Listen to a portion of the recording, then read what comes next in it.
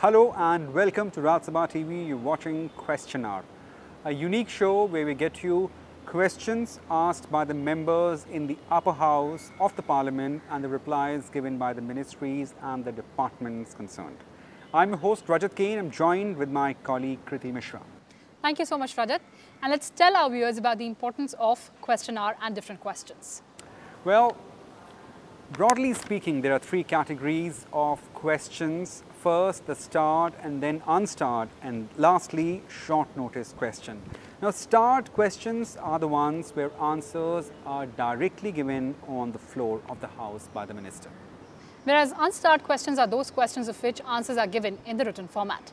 And in this edition of the Question Hour show and the Question Hour show, we bring all the important unstarred questions asked by the members of the upper house in the previous sessions of Rajya Sabha. So Rajat, let's begin the show. And the first question in this edition is from member A. Vijayakumar, and this question pertains to the Ministry of Agriculture and Farmers' Welfare. And Mr. A. Vijayakumar has asked the government whether it is aware that the farmers are not getting due prices of agricultural products, and he also inquires about the steps taken to ensure that farmers get maximum price for their products. Well, giving a rather detailed response to this query, the ministry said to ensure remunerative prices to the farmers for their produce through competitive online bidding system and transparent price discovery, government is implementing National Agriculture Market, that is ENAM scheme. Now, in order to optimize the use of scarce resources and mitigate the uncertainty in pricing and marketing, government has formulated and released Progressive and Facilitated Model Act, that is State and UT Agriculture Produce and Livestock Contract Farming and Services Promotion and Facilities Act 2018 in May 2018 for its adoption by states and union territories. The aforesaid Model Contract Farming Act covers the entire value and supply chain from pre-production to post-harvest marketing, including services contract for agriculture, produce and livestock. Further, in order to provide better facilities to farmers, government has released new model, the Agriculture, Produce and Livestock Marketing Promotion Facilities 2017 in April 2017 for its adoption by the states and union territories. The Model Act provides for alternative marketing channels such as setting up of private markets, direct marketing, farmer-consumer markets, special commodity markets to facilitate farmers in marketing their produce at competitive and remunerative prices. Now, to develop agricultural marketing infrastructure, including storage infrastructure, government is implementing capital investment subsidy sub-scheme, that is agriculture marketing infrastructure of the integrated scheme for agriculture marketing, with two distinct marketing infrastructure components, that is storage infrastructure in rural areas other than storage infrastructure. Further, government extends support price to paddy and wheat through Food Cooperation of India and state agencies across the country. The procurement facilities is open-ended. Under this policy, whatever food grains are offered by farmers within a stipulated period and conforming to the specification prescribed by the government are purchased at minimum support price, that is MSP, by state government agencies including FCI for central pool. And lastly, in addition to wheat and paddy, coarse grains are also procured as per extent guidelines. Besides this, government is also implementing an umbrella scheme of Pradhan Mantri Annadata Aay Sanrakshan Abhiyan, that is PM Asha, for pulses, oil seeds and copra, consisting of price support system, that is PSS, price deficiency and payment scheme, that is PDPS, and pilot private procurement and stockist scheme, that is PPSS, for fair average quality. Under PSS, procurement are made at MSP for registered farmers in consultation with concerned states and union territories as and when market price of these produce fall below the MSP. However, if producer or farmers get better price in comparison to MSP, they are free to sell their produce in the open market. Now, the states and union territories have also option to implement PDPS and pilot PPSS for oil seeds and crops.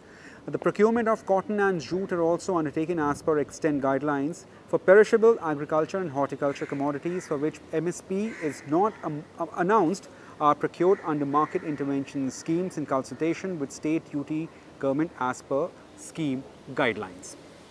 And joining us on the Question Hour show is Rajya Sabha MP Mr. A. Vijayakumar. Sir, welcome to Rajya Sabha Television and thank you so much for joining us. Thank you.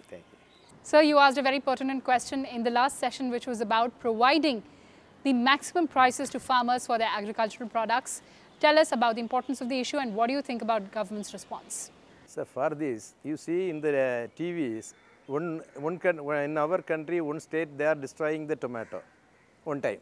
Because too much of cultivation is there in that state, we are getting more that particular commodity. So my request to the government of India, they will watch it throughout the states. In Tamil Nadu, there is excess of this tomato, then we will purchase there. You are selling to the Punjab. If a Punjab, there is an agriculture product in excess, they are getting, for example, 10 rupees for that. But in Assam, we are getting for 100 rupees. So we will purchase that in this state at the rate of 50 rupees. We will sell it in the 60 rupees there. Like that, this is the main thing I am given to our government of India officials to regularize the rates, and all the commodities are not planted in everywhere. There is a particular state, particular crop is yielding. We will balance it throughout the year. That is the helpful for the farmers. So what are the other measures that the government needs to take? So the governments are watching it. Throughout the state, our officials are watching they know that 1 year they are watching, they are getting, okay, this month we are getting this much of material from this state. Then which is the shortest, in another one state, that is the shortest. Their rate is very high. You see, take this onion. In some states it is 40 rupees, some states it is for 200 rupees. So we will balance it. Then only excess production is coming from the state we must maintaining in throughout the country. It will definitely 100% help for the farmers. Any specific suggestion that you want to give to the government, sir? See, most probably now they are go for the old traditional production, cultivation. So we must increase that cultivation. Then only we are avoid this manure and everything. Natural production, it will help the farmers and also getting the more rate also, and for the health of the Indian peoples also. Well, on that note, thank you so much for joining us and speaking to us on this important issue. Thank you. Well, moving on to the next question that was asked by member Vikas Mahatman from Ministry of Finance. The member asked whether schemes and programs are being implemented for welfare of women in rural areas by National Bank for Agriculture and Rural Development or NABARD. While giving a detailed reply to this question, the government says that National Bank for Agriculture and Rural Development or NABARD is implementing various schemes for the welfare of women in the rural areas. Now, these include self-help group program for the women in rural areas. So, NABARD has been extending grant support to partner agencies for promotion and nurturing SHGs, for training and capacity building of SHG members and other stakeholders, besides initial special program for backward region. As on March 31st, 2019, 100.14 lakh SHGs are savings linked, out of which 85.31 lakh are exclusive women SHGs. Besides 50.77 lakh SHGs, which includes 44.61 lakh women SHGs, are having loan outstanding. And also women self-help groups specifically. Now, Ministry of Finance, Government of India has set up Women's Self-Help Group Development Fund to implement a scheme for promotion of women SHGs in left-wing extremism affected and backward districts of India.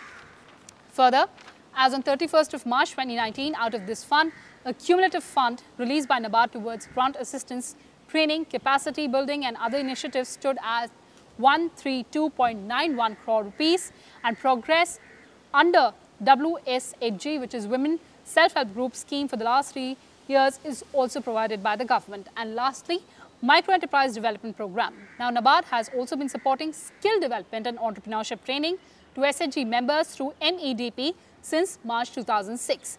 Cumulatively, around 4.94 lakh SHG members, mostly women members, have received training through 17276 MEDPs as on 31st of March 2019. And there's another program which is Livelihood and Enterprise Development Program.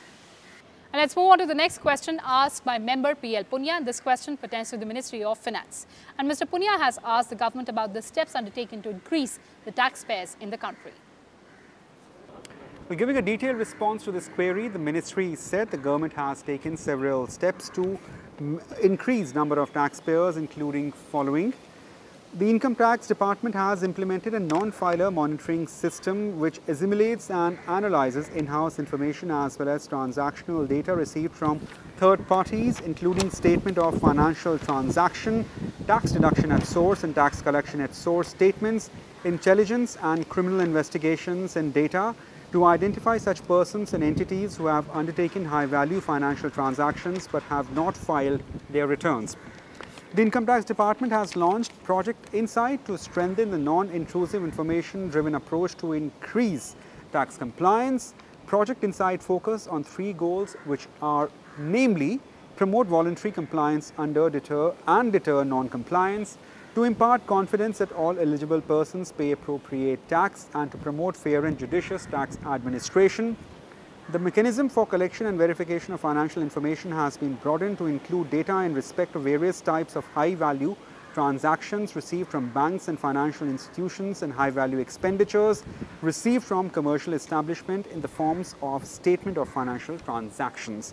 And lastly, quoting a permanent account number of the PAN card number has been made mandatory for a specified transaction in respect of property, shares, bonds, insurance, foreign travel and demat account.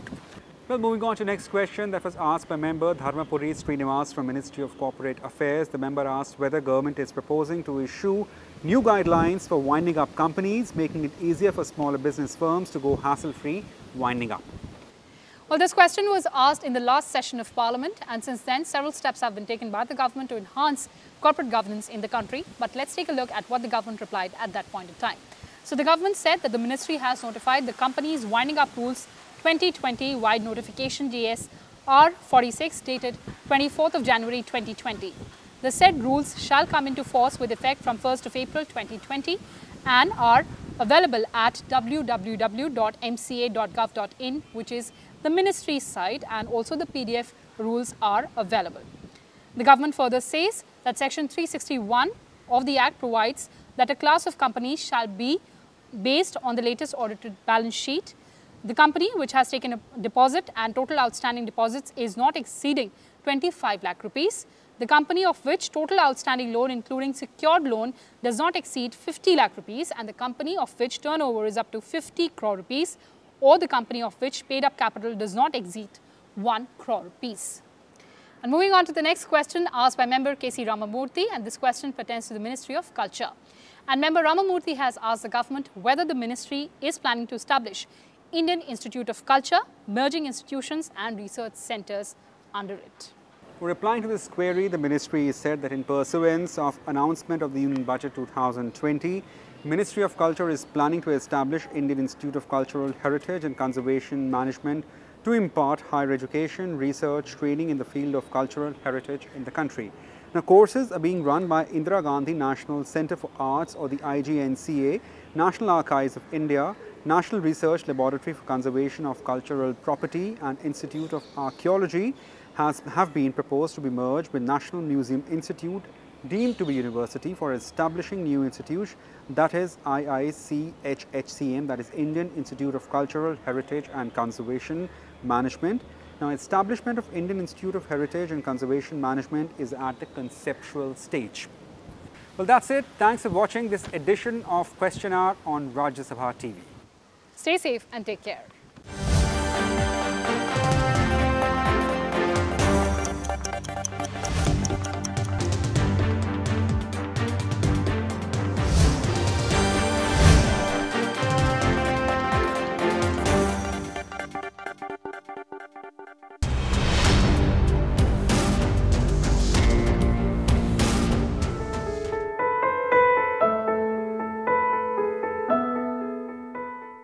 The duration of home quarantine period is 14 days. During this period, a home quarantine person should stay in a well-ventilated single room, preferably with a separate toilet. The person must maintain a distance of at least 1 meter from other family members. The person needs to stay away from elderly people, pregnant women and children. Must have restricted movement within the house and must not attend any social or religious gathering under any circumstances. A home quarantine person should Wash hands often, thoroughly with soap and water or with alcohol-based hand sanitizer. Avoid sharing household items, for example, dishes, drinking glasses, cups, eating utensils, towels, bedding or other items. Wear a surgical disposable mask at all times. However, if symptoms like cough, fever, difficulty in breathing appear, the person should immediately inform the nearest healthcare center or call 011-239-78046. Family members of the home quarantined person should avoid shaking the soiled linen or direct contact with skin. Use disposable gloves while cleaning the surfaces or handling soiled linen. Wash hands after removing gloves. Must not allow visitors to meet the person in quarantine. In case the person being quarantined becomes symptomatic, all his close contacts will be home quarantined for 14 days or till the report of such case turns out negative. The environment around the home quarantined person must be regularly sanitized as well. This means cleaning and disinfecting frequently touched surfaces in the quarantined person's room, cleaning and disinfecting toilet surfaces daily, cleaning clothes and other linen used by the person separately.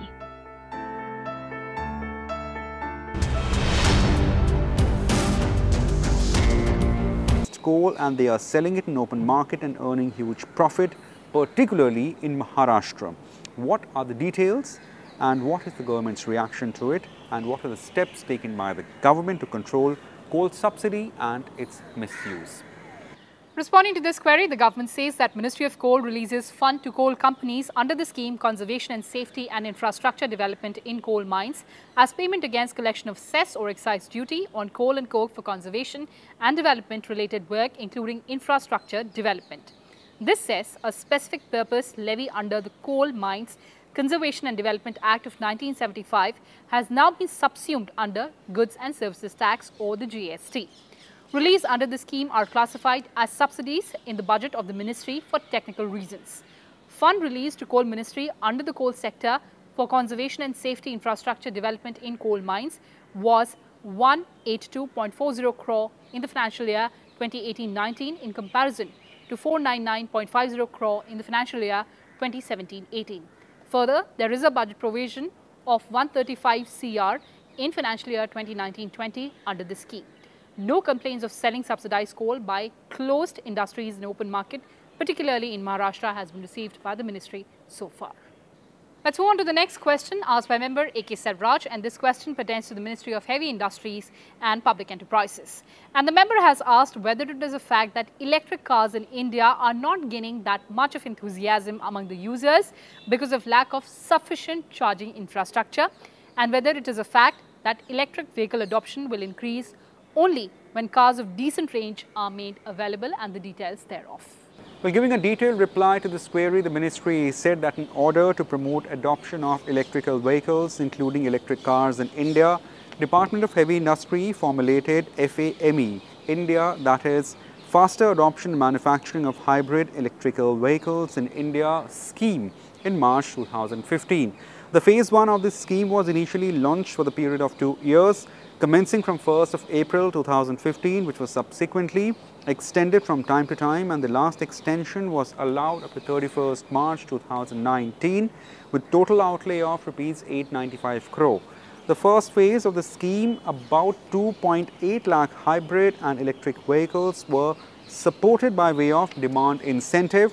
Further, the DHI, that is Department of Heavy Industries, sanctioned 425 electric and hybrid buses to various cities in the country.